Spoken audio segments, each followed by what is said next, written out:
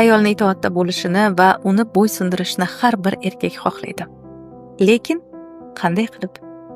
Bilingki, qattiq qo'l, qo'pollik bilan yer yuzidagi biron bir ayolni bo'ysundira olmaysiz. To'g'ri, qo'rqitib olishingiz mumkin, lekin bu qalbdan chiqqan muhabbat degani emasdi.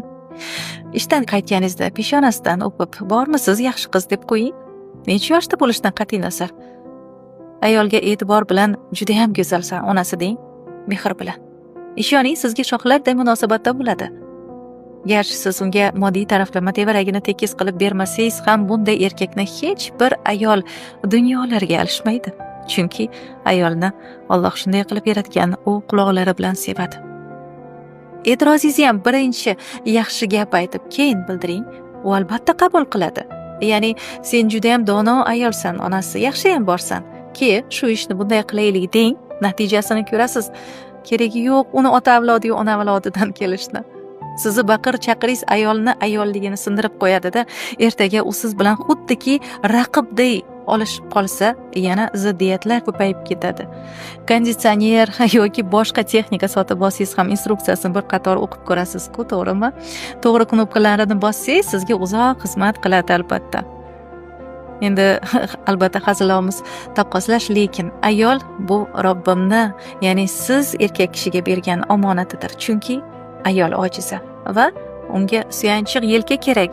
U turmush o'rtog'i bo'ladimi, o'g'limi, farzandimi, otasimi, akasimi, lekin uni suyanadigani bo'lishi kerak. Hech yovuz so'zlaringiz bilan ayolga dalda bo'ling. Hurmatli erkaklar, ertaga sizni hamrohingiz nazokatli, aql idrokli, quvnoq ayol bo'ladimi yoki mehrni janjal orqali talab qilib oladigan janjalkash ayol yoningizda bo'ladimi?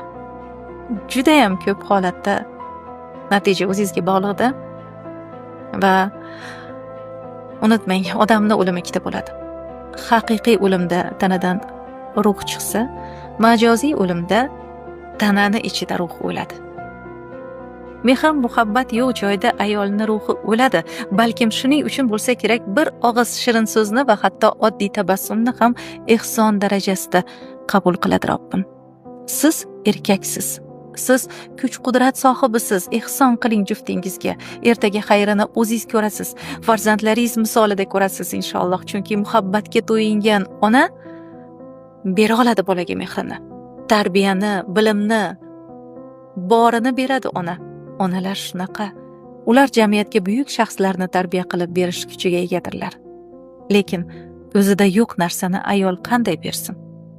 Baxtli bo'lgan ayolgina oilasini baxtli qila oladi.